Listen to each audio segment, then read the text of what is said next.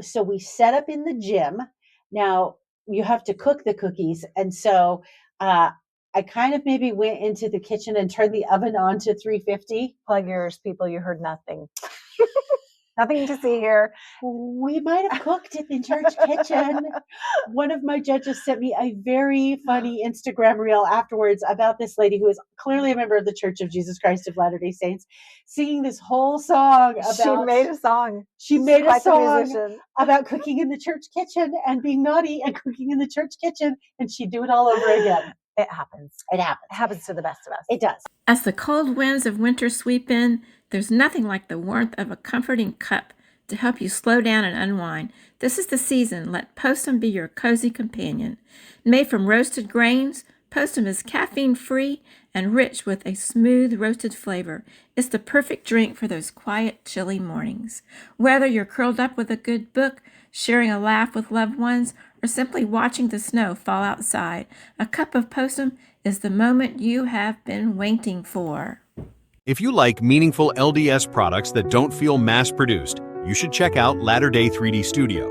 We design and 3D print magnets of many varieties, including temples and the Christus, as well as clean modern ties you can wear to church or inside the temple. Use code LDS for 15% off, available now for listeners. Everything is thoughtfully designed, printed in-house, and created to quietly reflect faith without being flashy. Head to latterdaytreedstudio.com and don't forget to use code LDS again at checkout to save an extra 15%. Latter Day 3D Studio, meaningful faith, thoughtfully made.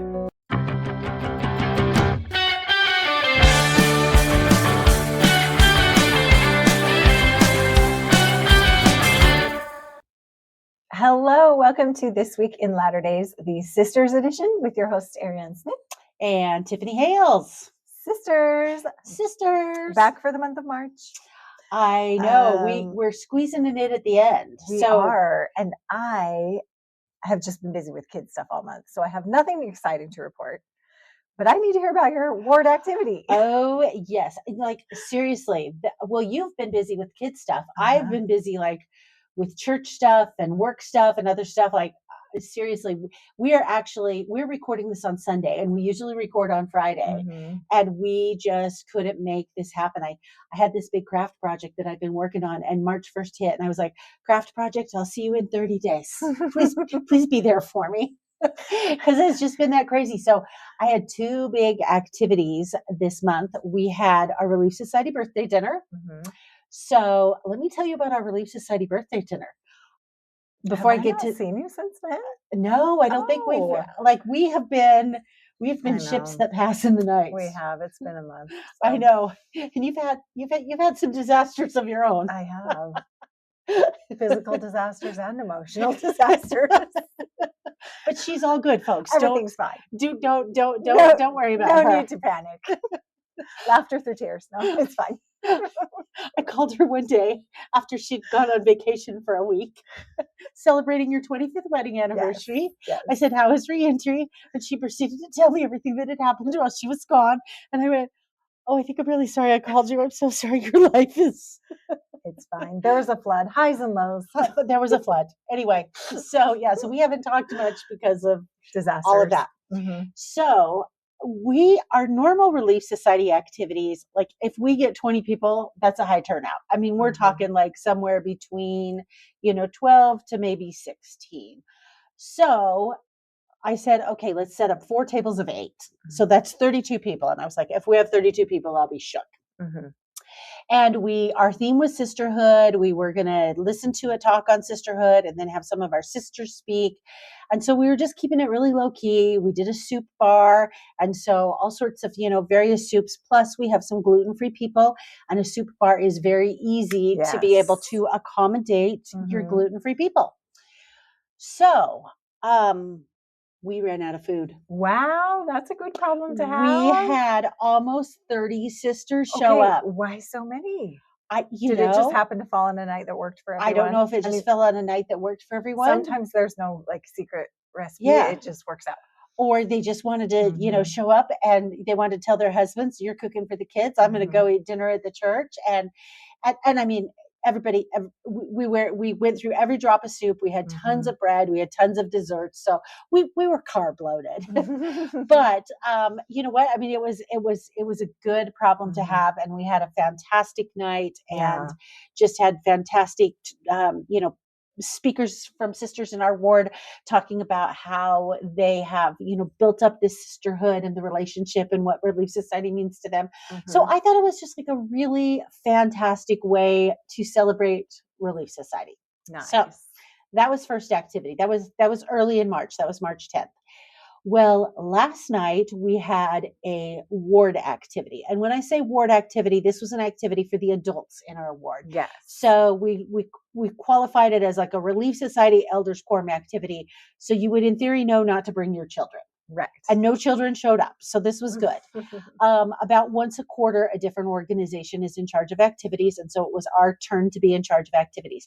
Now, this activity. Now, you remember last year I did my 70s party. Yes. And we dressed up in 70s. We ate 70s food. We played 70s games. So that was really fun. So we had toyed around with the idea of, well, maybe we do an 80s party. And I was like, well, that's just kind of a different variation of the 70s party. So I made the suggestion to our Relief Society presidency, why don't we do an Iron Chef competition? Now, I have done Iron Chef with the teenage boys. Right. With Darren's group. A couple of the teenage boys love Iron Chef, and they had suggested it in a planning meeting. This was like a couple years ago. Darren had no idea what it was. And so he put it on the calendar and he's like, we're hosting an Iron Chef competition. I'm like, okay. I'd never watched Iron Chef either. So I Googled what is Iron Chef, and then I kind of like made my own rules, and we did it with the boys, and it was fantastic. So we decided we were going to do this with the adults. Now I make it relatively easy for the teenage boys. I was not very kind to the adults. Oh, I can't wait to hear. So we kind of kept this really under wraps because we didn't want cheating. We didn't want people to know what was going on. But I sent out really cute emails that said, you do not have to be a chef to do this. Everybody's going to be on teams. I also told everybody, I said, you might want to eat before you come because I'm not guaranteeing that anything y'all make is going to be edible. So they would get the vibe that this was like a fun thing. So what we decided to do is we decided to do cookies. So here's how I did it. I knew that I was going to divide into 6 teams. And so we set up in the gym. Now you have to cook the cookies. And so I kind of maybe went into the kitchen and turned the oven on to 350. Plug yours, people. You heard nothing. Nothing to see here. We might have cooked in the church kitchen. One of my judges sent me a very funny Instagram reel afterwards about this lady who is clearly a member of the Church of Jesus Christ of Latter-day Saints, singing this whole song about... She made a song. She made a song about cooking in the church kitchen and being naughty and cooking in the church kitchen, and she'd do it all over again. It happens. It happens. It happens to the best of us. It does. So I set up 6 tables for each team. And then I had long tables as well. And I'll tell you in a minute what I did with the long tables, because I don't think I've told you anything about how we did this activity. You told me what you were planning like a month ago. Yeah. Because I was going to come and judge, and then something came up and I couldn't. And I was so sad. So I'm anxious to hear. You kind of told me the basic plan. Okay. So I had 6 tables. On each table, I had a bowl, like a regular bowl, a mixing spoon. I had flour, sugar, brown sugar, salt, baking powder, baking soda, and vanilla, eggs and butter. So the basics of cookies. Okay. And then up on the stage, I had all the extra add-ins. That's where I had like chocolate chips and oatmeal and peanut butter. The good stuff. Yeah. Crushed up Oreos. All of that were in containers on the stage. Okay. Now, when they came into the room, I had black tablecloths over the tables. So they couldn't see what was on the tables. Okay. All they could see were the ingredients on the stage. Okay. So rather than just have team A, B, and C, we did this. We had 6 teams of different chefs. Ooh. We had the Emerald Lagasse team. So if you're watching here on YouTube, I'm holding up my little teams. So when everybody walked in, we took again, I didn't want anybody swapping out. I Uh-huh. wanted them to stick with the team that they were on, because I got people who would be like, I don't want to be on her team. I want to be on his team. Right. So I took my tagging gun. I have a tagging gun that Uh-huh. that shoots out those little plastic tags, like on clothing, like from the store. Uh-huh. And as they came in, we tagged them with a tag. They Onto couldn't their clothes? onto their clothes. Oh, you are not messing I around. was not messing around. That's actually smart. Teachers could do that, because this is the problem teachers have in classes when they try to divide kids up, right? Exactly. The other thing that I wanted to happen is I didn't want married couples on the same team. I wanted Uh-huh. married couples on different teams for a couple of different reasons. I wanted to mix it up. Yeah. I wanted to have you working with other people in the ward. Uh-huh. Second, we have a lot of people in our ward who are single, and I did not want this to feel like a couples activity. Right. I wanted this to feel like an all-inclusive adult activity. Okay, that's very thoughtful. So I like that. we had the Emerald Lagasse team. Okay. We had the Rachel Ray team, Rachel Ray, a classic. a classic. We had the Paula Dean team. Okay.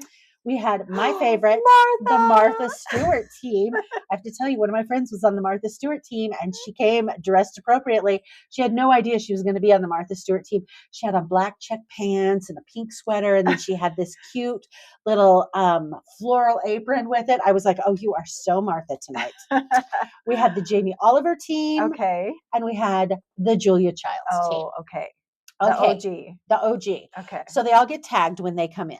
Okay. So now, I do not want anybody looking at their cell phone and looking up recipes. Mhm. So first of all, when they first come in, we encouraged everybody to like wear aprons and chef attire. Okay. So we had them parade in front of our judges, and then our judges picked a best male, best apron. yes, Okay. best male, best female, and they got a bouquet of golden spoons. Okay. And we had some honorable mentions, and honorable mentions got some bonus points for their teams, Okay. because I didn't want people cheating and I didn't want people looking at their cell phones. So what I did is I said to everybody, I said, okay, if you are willing to put your cell phone on the stage, you get a token. And here's my little token. Okay. That is 1 bonus point. So if Okay. everybody on your team, there were between 3 and 4 people on each team. If everybody, that's 3 to 4 extra bonus points. Right. So then I gave my stack of bonus points after we passed those out to the judges, because the judges were kind of They're keeping tally. They're keeping tally. Okay. And so I gave the judges my extra bonus points, and I said, feel free to hand these out during the competition. Oh, it's like gold stars. As gold stars. Oh, So okay. the other thing I had is I had the Angry Chef token. Ooh, what's that? So if you engaged in nefarious behavior, Oh, like cheating on your cell phone? like cheating on your cell phone Or stealing someone's ingredients? Or not playing fair, you got the Angry Chef. The Angry Chef would get you a negative 5 points off your total score. Okay. Did you have to hand any Angry Chefs Oh, out? yes. How many? I think they handed out 3 Angry Chefs. They handed out an Angry Chef to my husband. Ooh, what did he do? Well, he was co-hosting with me, and he was helping another team out, so they gave him an Angry Chef. And did that team get an Angry Chef too? No, just he just did, because he was over there flapping his jaws, telling them what to do. Oh, no. Anyway, so the other thing that I did is, again, before they know that they're making cookies, we played 3-minute to win it type games. Okay. First game we played, you stack solo cups. You have 4x6 cards in between your solo cups. You have to pull out the solo cup. You have to pull out the 4x6 card so that the solo cup drops on top of it. Okay. Okay. And again, I had the judges judging who, was winning that. Okay. The next game was they had to take chopsticks, and they had to pick up a button with the chopsticks and put it into a 6-part muffin tin. So the first one to get a button in each of their 6 parts of their muffin tin wins that. The third one, they had pantyhose. They had to drop a penny into the leg of the pantyhose. Okay. They had to put their arm in there without using their other arm, shimmy down, grab the penny, and then pull their arm out. Oh, that sounds tricky. So anyway, each team that won got to pick an envelope for a bonus. Okay. So here were the 3 bonuses. Use of an electric mixer. Okay. That was bonus number 1. Bonus number 2, you got to go on your cell phone and look up recipes. Okay. Bonus number 3, you could steal an extra ingredient from another team. Ooh. So then we did the big reveal. Okay. After that, they saw that they were making cookies. I said, okay, everybody can come up to the stage and, I forgot to talk about their secret ingredient. That was the other thing that they had on their table. They had a paper sack that had their secret ingredients they had to use. Everybody had a different secret ingredient. Okay. Here were my secret ingredients. I had barbecue potato chips. Okay. I had pork rinds. I had Dr. Pepper Peeps. Oh, not bad. I had sour gummy kiwi candy. Not bad. I could work with that. I had dried pineapple that had a chili flavor to it. And I had cayenne pepper. Oh. So in their bags, on their bag, it told them how much of each ingredient they had to incorporate somehow into their recipe. So it couldn't just be a pinch or. Exactly. Yeah. Okay. Exactly.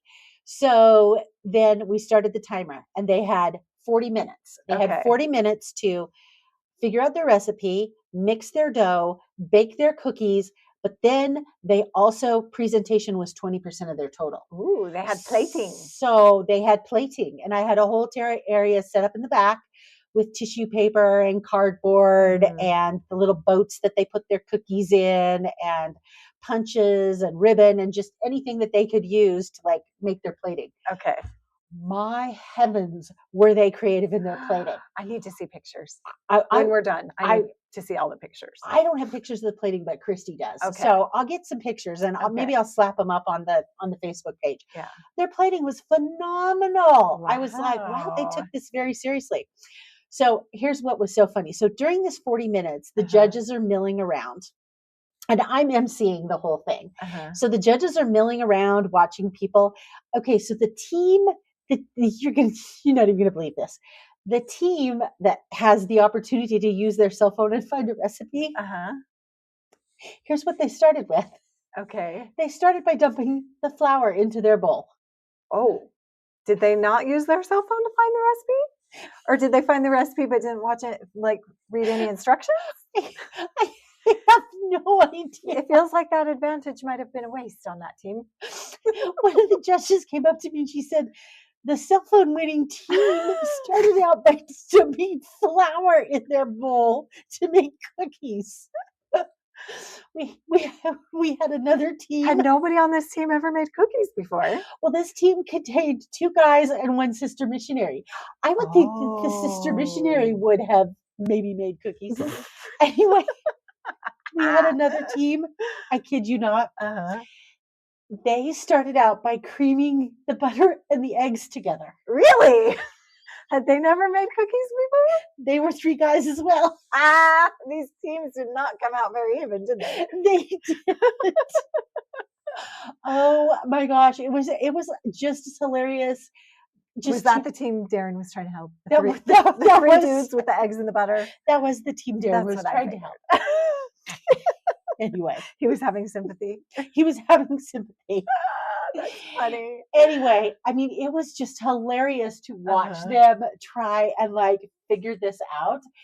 Anyway, the team that had the electric mixer, they consisted of the woman who has won the soup contest for the last 2 years in a row, and the woman who has won the chili contest, not last year but the year before. Okay.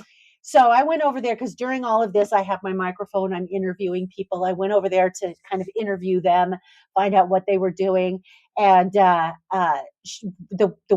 one of the ladies says, "Oh, this is a piece of cake. I got the Toll House cookie memorized. I make it once a week in my house."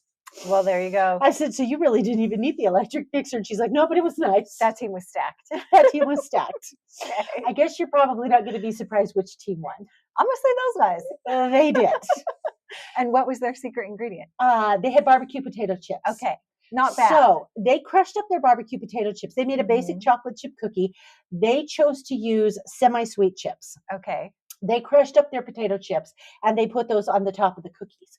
One of the judges noted, I had very astute judges, including your substitute, who was fantastic. I picked the best substitute I can find on the market, and that's my friend Tanya, who is an excellent baker. She is a professional baker. Yes. So one thing that they said about the cookies that won is because they chose to use semi-sweet to cut the sweetness, it enhanced the flavor of the barbecue chips. And that if they had used like a milk chocolate, that probably wouldn't have worked. Wow. That's how astute my judges were. Now we got to talk about the second place team. Okay. The second place team was the 3 dudes who mixed their butter and their eggs. No way. I am not kidding you. Their secret ingredient was cayenne pepper. Okay. Well, guys know how to use, I mean, I know that's a stereotype. Anyway, Guys know how to use cayenne pepper. but definitely not in the making of cookies, generally speaking. So I tasted their dough. So afterwards, we're waiting for the judges to do their scores. So I'm going around and I'm tasting the dough and I'm giving a public review of the dough. They mixed cinnamon in their dough to kind of offset the cayenne pepper. I had brought chocolate there, like cocoa powder, thinking whoever picked the cayenne pepper would use the cocoa powder. They didn't. They used the cinnamon. So when I first bit into their dough, I could taste the cinnamon. And then it took about 10 seconds afterwards that the kick of the cayenne pepper hit. And like my throat was a little fiery. Anyway, the judges were shook at how good their cookies were. So did they put chocolate chips in them? They did put chocolate chips in them. The judges were shook at how good their cookies were because the judges had watched them make them and they were like, no way. So the third place team was the team that did start out by putting their flour into the bowl. Okay. Also not a bad showing. So although I do have to say, the judges did tell me there were actually teams that would have scored higher, at least higher than the third place team. I don't know, higher than the second place team, but they got some of these angry chefs. And so they lost with their angry chef points. Cheaters never prosper. Anyway, it was such a fun activity. Okay, that sounds so fun. It was really, really, really fun. We had a good time. I wish our turnout would have been a little bit higher, but you know, it is what it is. And everybody who came had a blast. Okay, I'm saving this idea for a future combined young men, young women activity. Yes. Which will probably be in my future. I will help a sister out. Okay. All right. Now that we've gabbed on and on and on about my activity, should we discuss some news stories? Yes. All right. Now, I teased last week when I recorded with Darren. I said, now, Darren, I'm not going to make you touch the Bachelor controversy with Taylor, Frankie, Paul. I will save that for Ariane. And you were quite grateful because as you told me, you said, I have some thoughts. And I have some thoughts. Great. Share your thoughts. And as if you've been around here a while, you know, I'm like the queen of trash TV. I don't think that's a title I'm particularly proud of, but I am the queen of trash TV. Yes, you are. I would be the runner-up. I would be the first place. So I am the expert on this topic. Okay. So Taylor, Frankie, Paul, if you've been around at all in the world and on social media, you know she is one of the stars of Secret Lives of Mormon-wives, which is now airing. Its 4th season is currently out. And they're filming the 5th season. Well, they were. We'll get to that. Yes. But when did it premiere? 2023? No, I thought they said 2024 is when it premiered. I could be wrong. Okay. Anyway, somewhere in there. Around that time. So this show has been on for 4 seasons, and it was announced last fall that Taylor, Frankie, Paul, who's kind of one of the biggest stars of Secret Lives of Mormon Wives, because if you do remember, she is the one that was involved in the swinging scandal, which is how they were advertising that show when it first came out. She was technically the only one on there that was actually involved in that. But they hit her up to be the Bachelorette on ABC. This was a very big deal for her. It was a very big deal for ABC. ABC has never gone outside of the franchise for a star in The Bachelor or The Bachelorette. They always pull from somebody who was on a previous season. Exactly. So this was a big deal, and this was seen as ABC trying to revive the franchise because it's been steadily declining over the years. I never watched it when it first came out. I somehow got swept in a few years ago. So I'm fairly new to the Bachelorette franchise, but I know enough. So this was a big deal. They're trying to revive it. I actually thought this was a genius move myself. Exactly. Crossover. You have crossover. They own both. You know, ABC owns Hulu, which owns Secret Lives of Mormon Wives, and they own the Bachelorette franchise. So tons of cross promotion. Actually, if you want to know the truth, they're produced by 2 separate competing entities, and ABC just has the distribution rights. They just have the distribution. They have the distribution there you rights. go. Because what I read is that the Bachelor, the people who do The Bachelor really didn't have a real good understanding of Taylor, Frankie, Paul's domestic violence background, because they weren't conversing with the Secret Lives people because they're produced by 2 separate entities who have kind of 2 separate purposes. And then Disney had the distribution of both of them. Okay. I just read that somewhere. I will not buy that as an excuse. Okay, but- I'm not saying it's no, an I'm not excuse. saying you Yeah. are, but I will not buy them trying to play that as an excuse. Okay, well, again, I mean, the bottom line is the buck stops with Disney. Yes. And Disney coordinated with both of Yes. these production companies who are producing this, and Disney should have done something. I agree. There were many, many people involved that I think knew more than they are pretending to know now. That's Anyways, fair. so I actually thought this was brilliant for The Bachelor. I also thought it was brilliant for Taylor Frankie Paul. I think I said many months ago when they announced this, like, I do not believe this formula of Bachelor or Bachelorette works. Like, they claim this works at Finding Love. Uh-huh. We all know that's false. People go on here for fame. But I did say for Taylor Frankie Paul, I firmly believed this might have been her best shot at love because she is a horrible picker. And somebody I needs to do her picking. thought if ABC Bachelor people Mhm. can pre-screen the guys, that gives her a better starting place than she has on her own. Yes. So I was actually like, this could potentially work for her. You would not normally think so, but I had faith. Anyway, Faith misguided. faith misguided. So Bachelorette was supposed to premiere Last a Sunday, week ago. A week ago. The week of leading up to it. She's out there doing a lot of Yes. press that week. Tons of press that week. Secret Lives of Mormon-Wives season 4 has already just dropped. Like, they kind of dropped them really close together. I'm Exactly. sure they did it on purpose. Yes. They dropped the Secret Lives season 4 a week or two before the Bachelorette premiere. From what I So- understand, at the end of season 4, the last episode of season 4 of Secret Lives of Mormon Wives sees her sleeping with her ex-boyfriend that she has a child with before she gets on a plane to fly out to California for the Bachelorette. Probably. I haven't gotten that far yet. I'm midway through, but she has already slept with him once in the season in the middle. Yeah. So- In fact, she missed her flight that day because she had to catch a later flight because she was still with him. Anyway, which is sorry. never a great way to start your Bachelor situation. Exactly.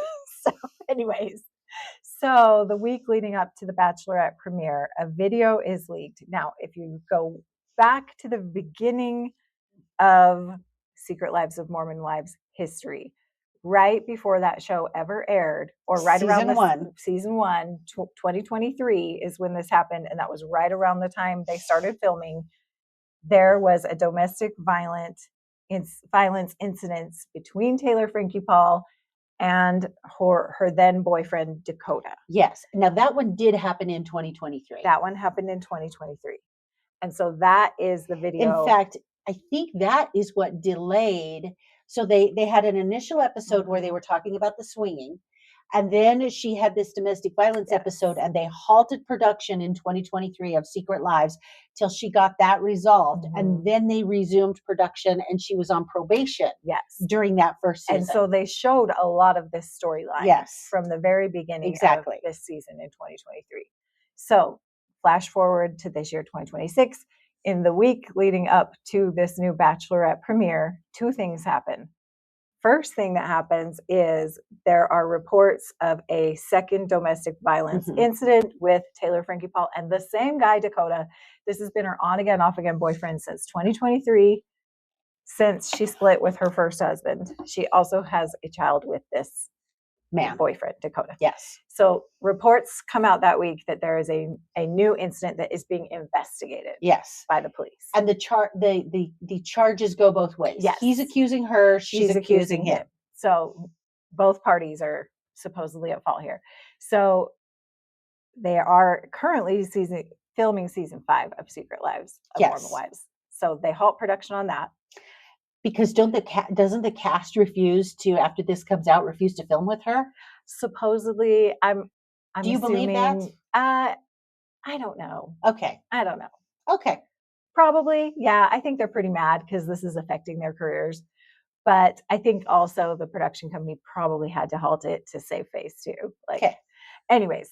And then, so this all happens right around the same time. Also this week, right around that time, the ex-boyfriend Dakota releases footage from way back in 2023, which was the very first incident that was investigated, and she did get charged, and she's been on probation for this domestic violence incident. Well, she's still on probation for it. Yes, she is. He filmed the whole thing, and while it was happening, of her screaming at him and he was clearly egging her on, and she throws a chair at him, and her kids are in the background. It's awful. The kids are crying.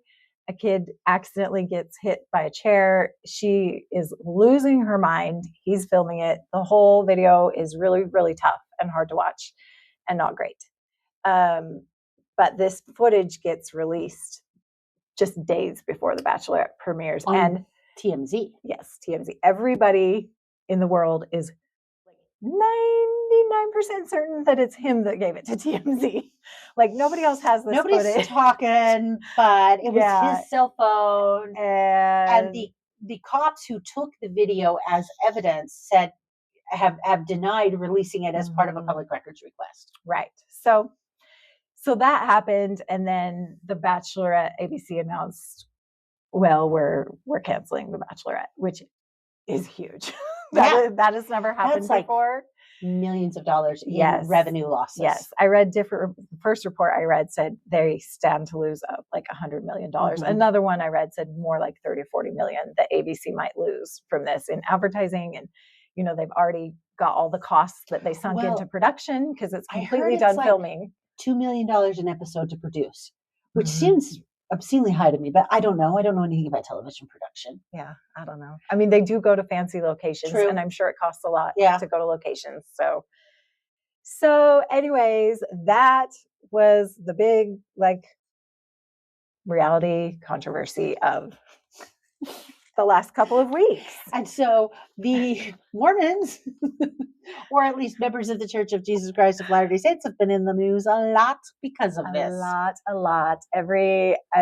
Everybody has an opinion. It's just all over online. At least if you're in my feed, it is. I'm sure it's not in normal people's feeds, but my feed has been completely taken over by Secret Lives, Bachelor, Mormon influencers.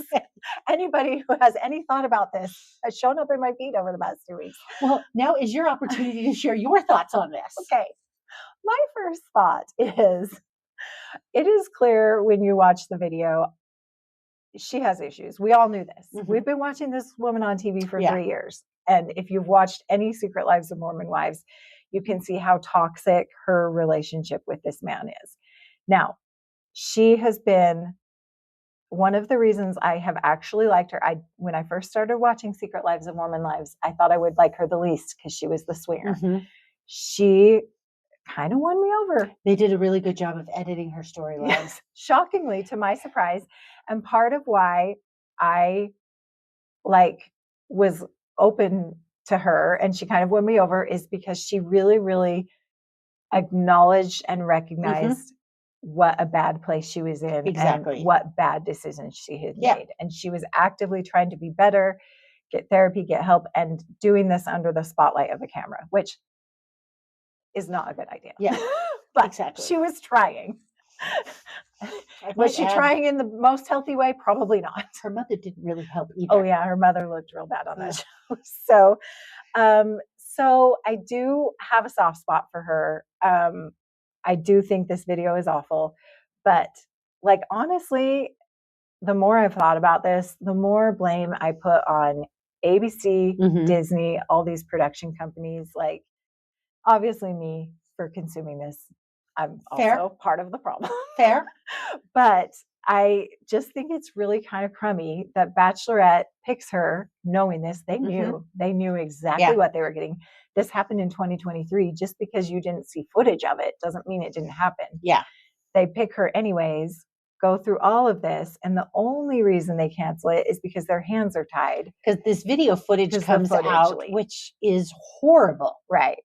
And the horrible thing had happened, and they can pretend they didn't know how horrible it was, but I have to believe they had an idea. They investigate these people. Yeah, they do background checks. Yeah. And there's plenty of footage of her and him to see how toxic their The relationship is. Exactly.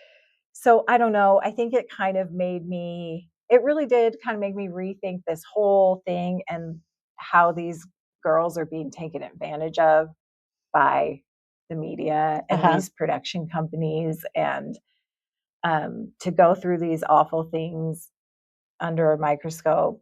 And they've agreed to it, but also they're young. Yeah.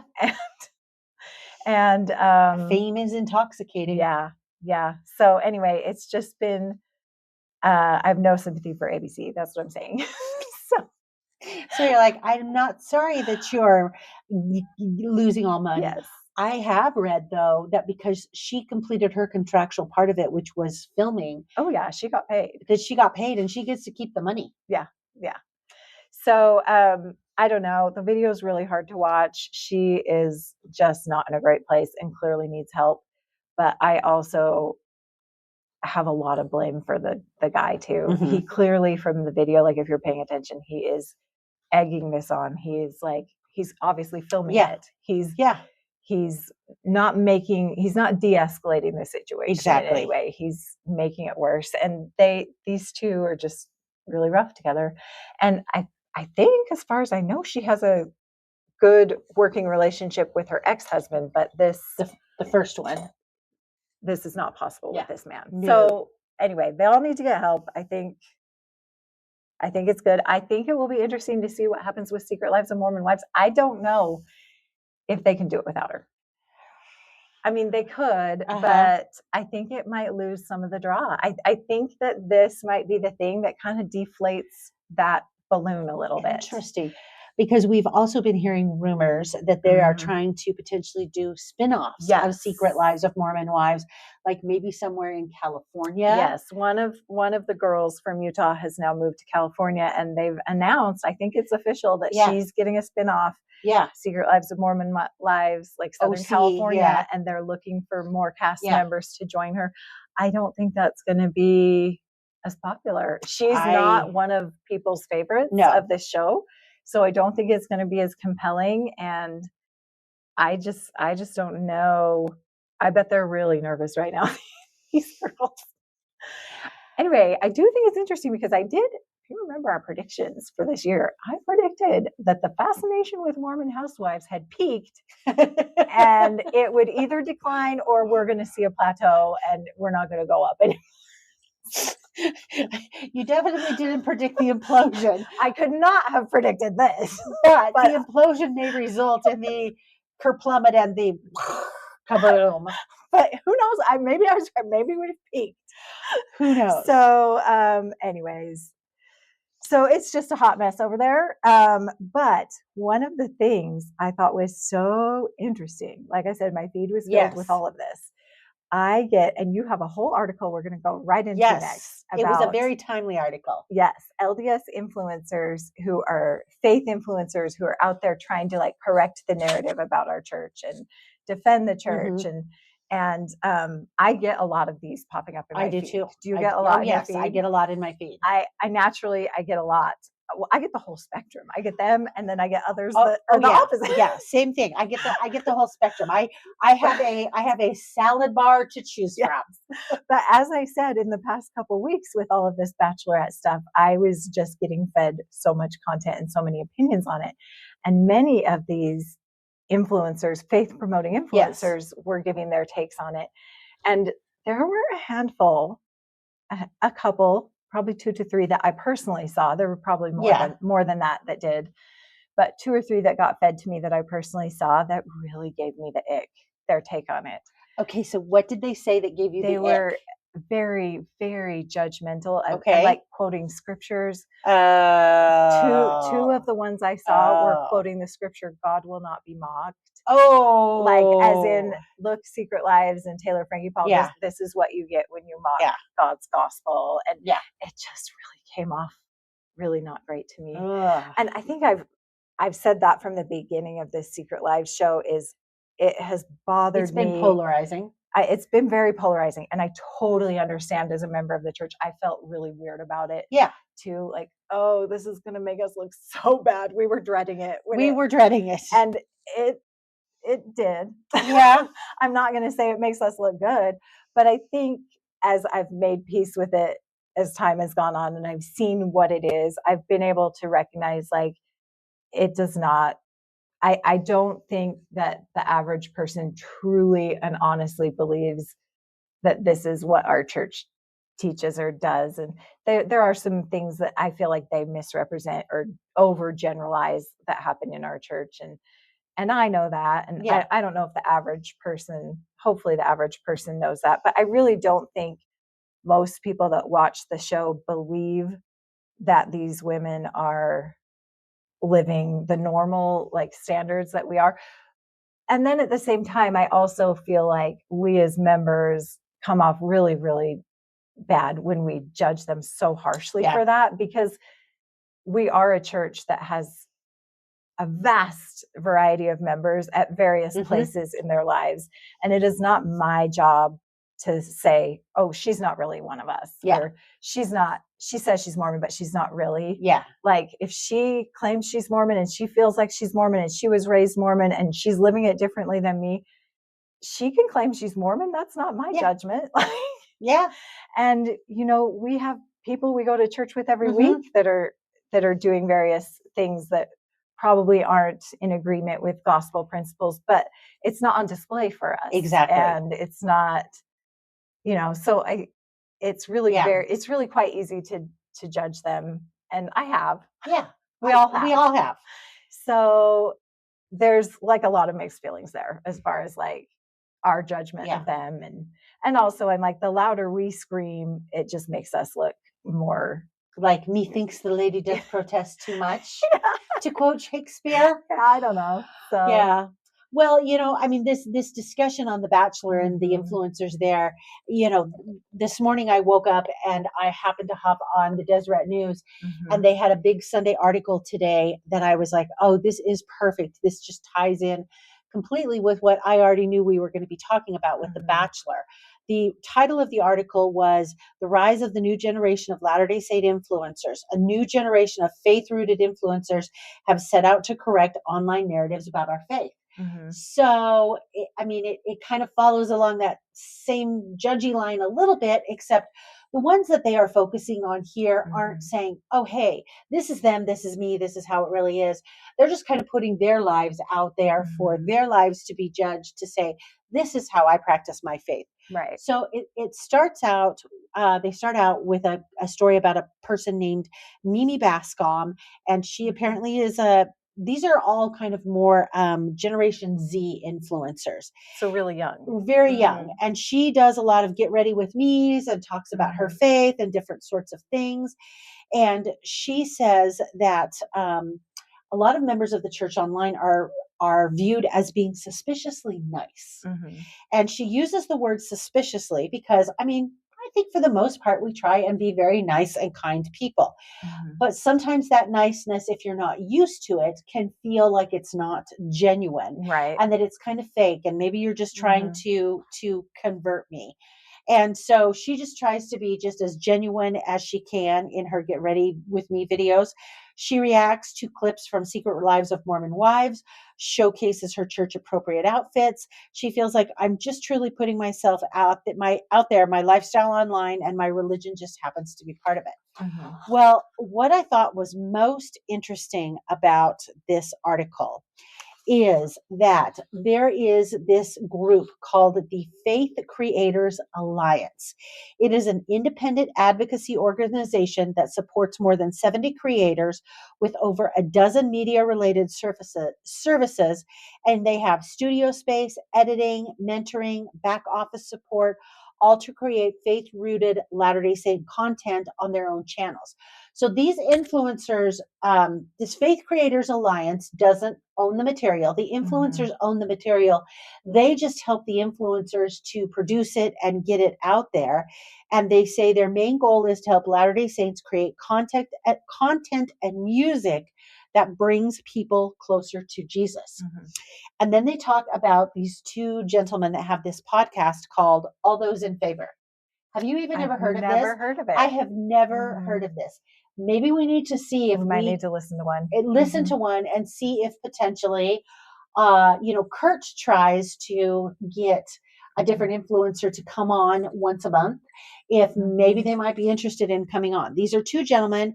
They kind of remind me of Jeff and Al 2.0. You know, Jeff and Al started This Week in Mormons, which is now This Week in Latter Days, as just two kind of college buddies who would get together and talk. Right. In the very early days, years and years ago. they have kind of, I think, taken what Jeff and Al have done and kind of refined it and maybe even leveled up, because that's who they are. They grew up going to the same middle school. They played on the same basketball teams, served in student government. So they decide they want to start this podcast. So they buy a Red Bull mini fridge off of KSL for $150. They each kick in $75, and then they resell it for $700, and they bought their first recording equipment. Anyway, and so they get on and they react to, it says, since then, the co-hosts have reacted to comments by far-right commentators Nick Fuentes and Candace Owens, who criticize the faith. They delve into polygamy and aliens, and most recently discussed the Bachelorette fiasco. So I think correcting Nick Fuentes and Candace Owens is completely fair game. I think that's a very worthy cause. I think that's a very worthy cause. And I think you can totally judge what they have to say and say, no, because they're out there making content and creating viewership, saying outlandish things. And so their outlandish things should be corrected if they are not exactly accurate. And I absolutely understand the desire as a member of our faith to just be another voice and be like, hey, not everybody thinks this. Like, this is what I think. Like, exactly. I totally understand that feeling and desire. Yeah. So they do say, they're quoted in this article as saying, we will never impact world PR of the church as much as these women have. I think they are probably referring to Secret Lives of Mormon Wives. They said the algorithm rewards hyperbolized and sensationalized content about their faith, which makes it clickbait gold. I think that's very true. And I think that's exactly why Secret Lives of Mormon Wives has succeeded in the way that it has. But they say, we're just sitting here. I want to talk around the fire with my buddies. And again, just kind of like how, what Jeff and Al did when they first started this podcast. And they are trying to be authentically Gen Z, which is basically just kind of doing it for yourself and gunslinging a little bit. So, anyway, so they are just saying, when you look at young people today, when we grew up, where we got our information is television news and the newspaper. I mean, there was no internet or anything like that. Yeah. I don't even think my kids know what a newspaper is. Like, the concept to them that you would sit with a newspaper and read it once a day when it arrived, or in my case, I got a morning edition and an evening edition. That concept is so foreign to my children, because kids these days are getting their information and consuming it online. Whether it's, Instagram or TikTok, whether it's true or not. Yeah. And so they're just trying to create, content out there that, will kind of give, their perspective. So again, to kind of get into those algorithms, and just like you and I talked about, our algorithms on our social media span the globe. Yeah. From anti to pro, and everything in between. And I understand where they're coming from, this desire to correct misconceptions. But you do have to be careful about how you do it. Don't be saying God will not be mocked. That just kind of comes off kind of jerky. Kind of comes off like maybe you're mocking God. So, anyways, but yeah, it's super interesting. Okay, I think we've probably beat this influencer topic to death. Should we move on and hit a quick few news stories? We were fortunate. It was kind of a slow news week this week, and so we had time to dissect. We knew that we could really dissect this, and I think that it needed a good dissection, because there's a lot to unpack in this. Yeah, so I mean, it'll be interesting to see what follows. Okay. Again, because it does impact us as members. Exactly. Like it or not, what happens with this little show does, impact us. So. Okay, so next quick announcement this week that came out from the church. Once again, they have invited global choir participants to sing in general conference. So look for them this next weekend. They're online. There's a list of who they are and what countries they're from. They span the globe. So that's fun. It's exactly. Fun. Yeah. we're doing that again. Mm-hmm. So staying on that same music line, there was an article that was really interesting. It was in the Salt Lake Tribune. And I call this guy the organ whisperer. Okay. They have a gentleman. The church has a gentleman, and his Mhm. sole responsibility is to manage the organs on, there's more than, when you think of the organ, you think of the tabernacle organ. Right. No, he has to manage the organ at the tabernacle, the Okay. organ at the conference center. There's an organ in the assembly hall, and I think there's an organ in the Joseph Smith building.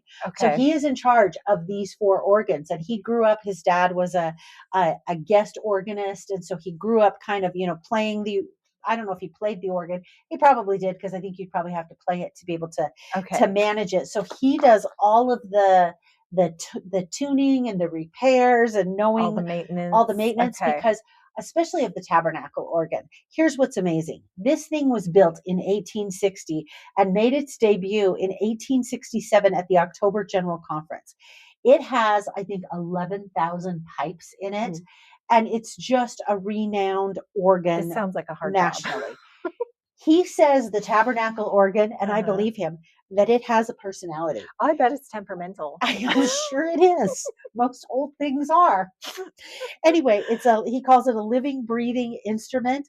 And here's what's fascinating. He said, as I listen to what's going on, the instrument tells me what's wrong.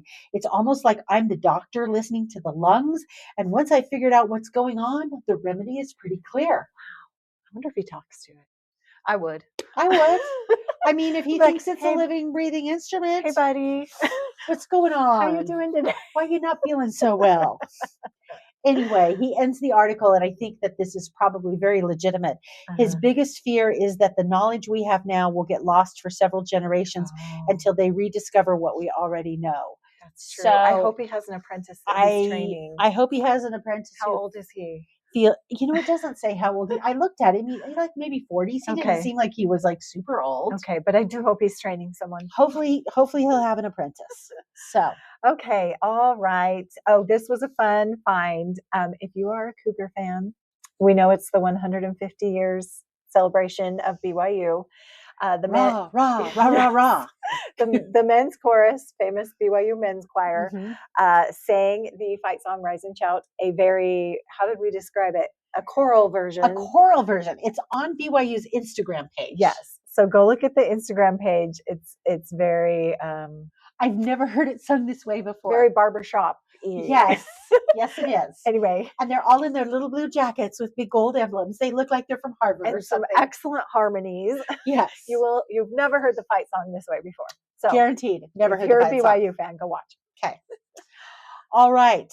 Temple, we can't have an open house or can't have a podcast unless we talk about the Salt Lake City Temple open house. It's coming up. So around the corner. Just this week, it was released how you're going to be able to get tickets for this open house. Okay. So the church, if you try and get tickets to the Christmas concert or even garments for that line, it's an ordeal. We crash their website. Yeah. So here's what they're going to do. They're going to launch a mobile app, and the mobile app is going to launch in late August or early September. Okay. And it will allow visitors to book tour times on the mobile app. Okay. Are we going to crash the internet? Crash it? Are we going to crash the mobile app? Should we go in alphabetical order or reverse alphabetical order? We should go in age order. The oldest people in the church get access first. Let's go 80 and up. And then let's go 50 to 80. I love this idea. I think that's how we should do it. It might work out better. I don't know. I mean, they're expecting several million visitors. I mean, I'm not trying to be negative. I think this is a great idea. Let's try something new. Clearly, the garments aren't working. The garment method is not working. So let's try something new. I'm grateful. But anyway, I can't say I'm like not believing this is going to crash. I hope I'm wrong, but I'm with you.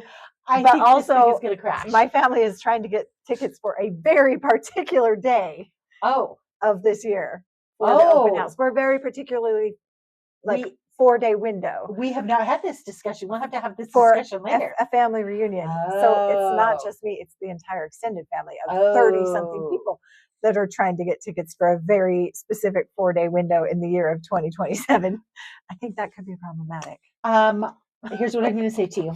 May the force be with you, honey. You're going to need it. Anyway, it also says that when you have tickets, ticket holders will be able to travel downtown using Trax, Frontrunner, and local bus service provided by UTA. They are going to do the tour just as I expected. It's going to, I think we talked about this maybe last month, that I suspected that it was going to start in the conference center and then progress to the temple. And that's what they're going to do. You're going to start in the conference center. You're going to move underground to the temple itself. We get to go in those hallowed halls. The tunnels. The infamous tunnels.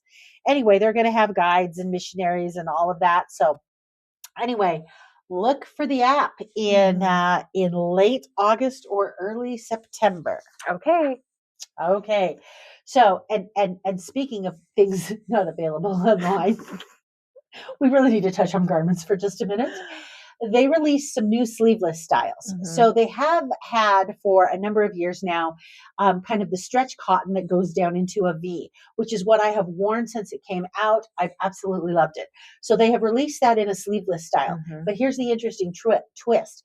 They released it in stores, but they haven't released it online yet. And when you go online, it says available in stores, coming soon online. I haven't even gone to the store to try because I'm like, it's a hike from where I live. Yeah. And I'm pretty sure they're probably not even going to have them. Probably. But I can't get them online either. So I've just kind of given up. The original sleeveless, I hear you still can't get online. No, I mean, we got our first batch. Yes. So we're good for now. But I have a friend who has a missionary going out soon to somewhere hot. Oh. And she's scrambling, trying to get her missionary some. But they can occasionally also be found in stores. So it's just hit and miss. Speaking of the new ones, I'm beefing with the slip a little bit. Oh, you are? You loved the slip. Well, here's my beef with the slip. I do love the slip, except for the slip is in a rounded neckline. And I am used to like the lower neckline with the V's. So I have a lot of clothing. I mean, not that I'm like flashing or anything all the time because I'm not. But the neckline on the slip is so high that it's peeking out. It is peeking out. Now, when it was the t-shirt material, it just looked like you were wearing a little tank underneath. This totally looks like underwear underneath. And so this is a problem because I have so many dresses that I want to wear the slip with, but it is pretty obvious, like I said, that I'm wearing this nylon slip and my underwear is now showing versus before when I wore a rounded neckline, I had kind of more of a t-shirty material and it just looked like an undershirt. Oh, bummer. That's unfortunate. That is a redesign they need to think about. Yeah. Can I get the slip in a V-neck? I need the slip in a V-neck. That would help my life a lot. Yeah. Okay. I'm sorry we sound picky, but this is how varied women's bodies are. Exactly. So we're going to require a lot of different styles. Exactly. Exactly. I know beggars can't be choosers, but we need some more options. We do. Okay. Did you know we have a couple church buildings for sale? I saw this. We're selling off the real estate. Are you wanting a church building? Do you need a church building in your life? I do not. Both of them are stake centers. So you're looking at about 30,000 square feet of space. I mean, we did have that one person that turned an old church building into like a family reunion house. Yes, in Pocatello. That was in Pocatello. That was fascinating. So this first one is called the Lighthouse Church. It's the former North Jordan Stake Center. It was built in 1949. So the vision that they kind of have for it is either a community resource center or a local history museum. So they've got these two groups that are kind of competing to see, what they can redesign it at. They're both interested in working with West Valley. The church is really cool. It's got lots of red brick. It's a pretty cool looking building. It's like a tower. Yes. Almost looks like a bell tower, right? It does not look cookie cutter. Now there's no word on the price. Now we have one in California that we know what they're selling it for. They are selling the Stake Center in Cerritos. I think that's how it's pronounced. California. They want a cool $14.9 million for that building. It does sit on 5 acres. It was built in 1977, so realistically not that old. Yeah. But it does look like standard church issue. Yeah. So the thinking on selling that one, because it's still actively used as a stake center and institute building, they think that the sale is probably related to construction of newer facilities near regional temples. And we know that the church is kind of shrinking a little bit in California. So some wards get to have an entire building to themselves in California, which is great, except then you have to clean every week. That's true. How do they do that? I don't know how they do that. Every week. That would suck. And set up the chairs every week and take down the chairs. Exactly. That's a lot. That's a lot. Okay. Well, all right. We got a couple of Mormons behaving badly. Oh yeah. This first one was hilarious. It was so funny. I'm going to let you talk about the first one. This one popped up in my Instagram feed. I can't remember the name of the lady that made the video, but she is a temple worker at the Provo City Temple. And she said that there is currently a trend with brides at temples, or at least at her temple. Provo City, which I'm assuming sees a lot of brides. There is a trend of taking and keeping the locker key from your wedding day as, like, I'm assuming a little souvenir, a memento, a sentimental thing. And so she made this video saying, please, brides, I am begging you, please stop doing this. Please don't participate in this trend. This is technically still stealing. And she said, I know the haters are going to get on and say the church has $1 billion. Just get a new key. But she's like, it's still stealing. She's like, Walmart is $1 billion company. If you go in and take a candy bar from them, it's still stealing. Anyway, this made me laugh because I was it was like, really funny. Never would I have thought that would be a thing. No. I have no desire to have the locker key. Absolutely not. What are they doing? Putting in a scrapbook? Kids these days don't have scrapbooks. What are they doing with these keys? I don't know what they're doing with the key. And the lady said, the key really doesn't mean as much to you as you think it does. No, you're going to look back at this in like just a few years and be like, why did I do that? Exactly.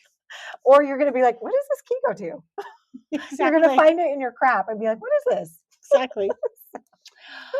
Okay, so my Mormon behaving badly comes to us from over in the southeast corner of Idaho, none other than Franklin County, which Bear Lake area, which is where you were recently. Yes. There is a gentleman there. His name is Brody Harshbarger. Okay. Let's talk about what Brother Harshbarger did. And he is currently serving as a bishop. Because when I read this article, I thought to myself, I'm like, okay, that's a very heavily populated Mormon area of the state. Surely he's LDS. And I was able to connect him through an obituary where it said on March 10th he was conducting the funeral service for someone in his ward that had passed away. Okay. Now, these are merely allegations against Brother Harshbarger. They have not been proven yet. Okay. So back in December, apparently he and a buddy were out doing some hunting, and they might have violated some of the Fish and Game rules. So he is facing 7 misdemeanor charges. He's got 3 counts of unlawful taking of game animal, 1 count of hunting without an appropriate tag, 1 count of hunting from a motorized vehicle, 1 count of shooting across a public highway, and 1 count of trespassing on private property. Now, the way that they have worded these counts is they have said that he did it or aided another, because there was another guy with him. So you can do it or you can aid. You're still going to be guilty either way. So supposedly a 6-point bull elk was shot, and that bull elk was shot on private property, and you cannot shoot on private property. Plus it was out of season. You cannot shoot on private property without the owner's permission. And then they also shot another antlerless bull nearby on BLM land, and they didn't have tags to be able to shoot that one on BLM land. So, so he's been charged with all of these crimes. He was charged with these crimes on March 4th. He conducted his funeral on March 10th. He pled not guilty, and now he is set for a pretrial in at the end of April. Now, here's the real kicker. In addition to being a bishop, in our state, we have fish and game commissioners that are appointed by the governor. Yes, folks, Brother Harshbarger, in addition to being a bishop, is a fish and game commissioner. Now, what do the fish and game commissioners do? Let me tell you what the fish and game commissioners do. They are in charge of setting the rules for hunting. So he's like, okay, these rules apply to you, but not me. Exactly. Exactly. That's not cool. set the hunting and fishing regulations. They set the seasons and budgets and oversee other administrative duties of the department. That's not cool. So the news article said he's taking a little break right now from his fish and game duties. The governor's office has no comment right now. They're going to let him sort this out.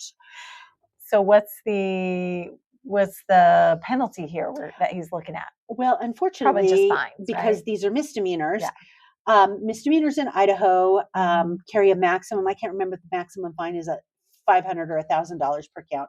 He could lose his right to hunt and fish, and misdemeanors in Idaho carry up to 180 days in jail. Oh. Now, he's got several of these counts. Now, I am going to presume, again, he's innocent until proven guilty. I'm going to presume he probably has no other criminal background, which, generally speaking, if you don't have a criminal background, you're going to get a fine and slapped on the wrist and, maybe some jail time hanging over your head if you're naughty, but you're generally not going to go to jail. Right. Here's what I would like to see in this case.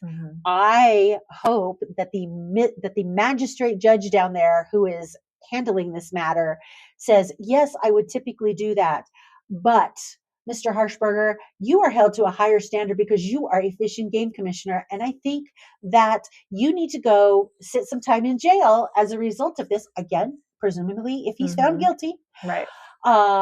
Because you should be held to a higher standard because of it is a big deal to get a gubernatorial appointment to be a fish and game commissioner. Those are coveted spots. Yeah. And if you are, again, we do not know, if you are allegedly out there violating these laws, it's just reprehensible to me. That's some corrupt government right there. Exactly. So we don't need any more of that. Let's get it out. Those are our Mormons behaving badly for today. Okay. Well, there you go. All right. We have some food to try. Oh, we have some Easter food to try. We've got two things. Test. We haven't done a taste test in a while. We haven't done. We are going to do butter beer peeps. Butter beer is kind of the big thing right now. This is a Harry Potter thing. I have not tried these. You seem to indicate that you had. Yes, I tried them with my kids who are Harry Potter fans. And then I also found Peeps Hostess cupcakes. That's what I'm interested in. Okay, well then so they're supposed to be marshmallow flavor. They are supposed to be frosted golden cake with marshmallow filling and icing. Okay. Let's start with those. I like the idea of a marshmallow filling. I love marshmallow. It's one of my favorite things. So okay. Should we just split one in half? Yeah, it's gonna be sugar overload. Yeah, let's just split one in half. Okay. So okay. It's just so you can see on camera. Marshmallow center. It's golden marshmallow center. It's got some little sparklies on the top there. I haven't ever seen sparklies on Hostess before. No. It's good. Is the cream marshmallowy enough? The cream tastes more like cream to me. Yeah. You know I'm what? not getting. I don't love the aftertaste. Exactly. I don't love the frosting on it. It might be the frosting that's giving me the aftertaste. Is it the frosting or the cream? I think it's the frosting. This is the problem with Hostess. Sometimes you got to be careful with that after bite. I think it is too because I tasted the cream and the cream's not bad. Yeah, it's the frosting. Okay. Little chemically. So our recommendation is eat the cake, skip the frosting. Yeah. That one's a meh. Okay. Let's do our butter beer peeps. Let's try butter beer peeps. See how those are. Yes. Butterbeer is like a butterscotch. Butterscotchy. Oh, wait a minute. I don't know if that was my hair. Your hair or mine. Okay.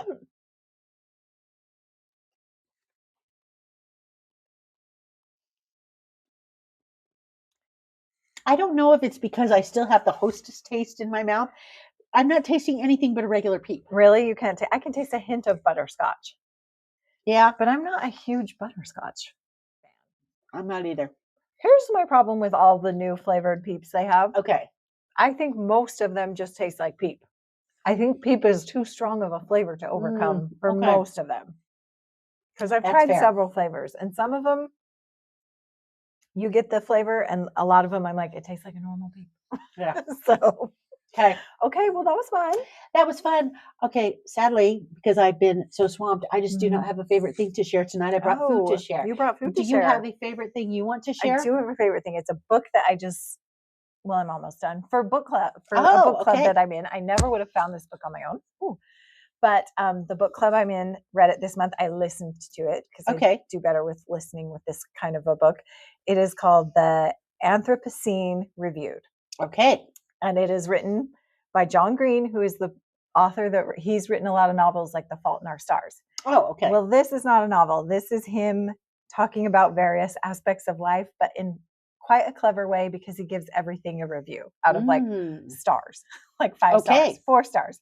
So he just takes various random topics and tells stories of his life and then ends each chapter with, I give this 4 stars, or I give this 3.5 stars. Oh, that is I give very this 2 stars. interesting. One of the chapters is on my beloved Dr. Pepper. What does he have to say about Dr. Pepper? I do believe he gave that 4.5 stars, but he gave a lot of the history of Dr. Pepper. Okay, fair enough. I mean, it's everything from like that to like, everything. There's a smattering of random topics in this book that he discusses, tells stories about, and then gives his review on. So it's just a really fun listen. You get a lot of history. Obviously it's opinion. It's his opinion. But it's just fun to hear his random facts and histories and then mixed in with some of his opinions, and it's funny and clever and is good. Okay. Well, maybe you'll have to send me the audio link because I know I'm not going to read anything, but there's a small chance I might listen to something. Yeah, I would definitely recommend listening to it. I think it would be hard to read. Got it. So, all right. Well, I think that about wraps it up for us tonight. Thank you for coming on a Sunday night to have this discussion with me and to be able to catch up and just do a deep dive into a lot of stuff. So. Yes. And hopefully the listeners don't mind our very deep dive on Secret Lives and Bachelorette stuff. Exactly. But it had to be done. Somebody had to do it. And all the details of my very super fun activity. Oh, I loved hearing about that. Okay. All right. Well, thank you, T-Wild Nation, for listening to us and for supporting us. If you have any questions or comments, you can reach out at contact@thisweekinlatterdays.com. You can find us on the Facebook and on the Instagram. We certainly appreciate all of your support and have a good evening. Thanks for listening.